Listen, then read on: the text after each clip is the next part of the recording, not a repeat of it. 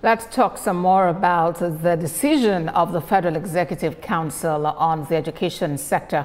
And joining me for more on the conversation is CEO Lead Network, Chukwuma Okenwa, who joins us from Enugu. Good to have you join us at this time. First, what's your take about the suspension of creation of new tertiary institutions in Nigeria? Would you consider it a hit or a miss? I would say it's a hit. I would say it is strategic.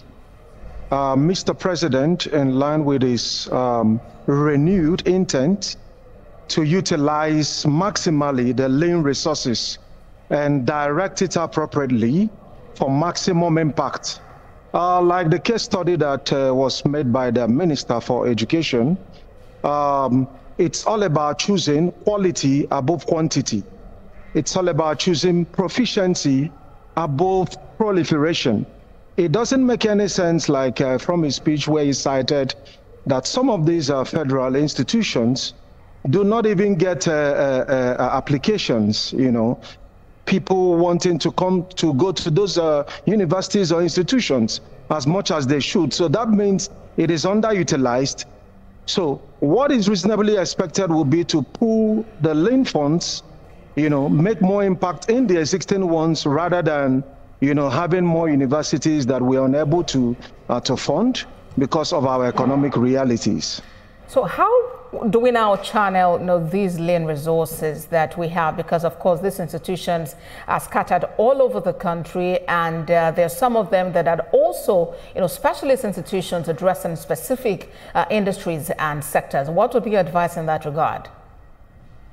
Well, I would say just like we've seen also from the body language of the Federal Executive Council, now focusing all about streamlining spendings, ensuring that there is that physical responsibility in terms of the way and a mannerism with which we assess and manage funds.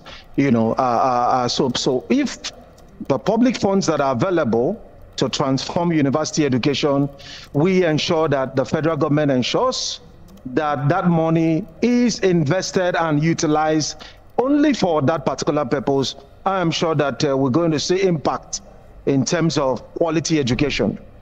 There are different issues involved when you talk about boosting education. You talk about infrastructure on one hand, and then you also talk about personnel welfare on another. What do you consider to be a priority, and how would you suggest that government handles it such that neither suffers?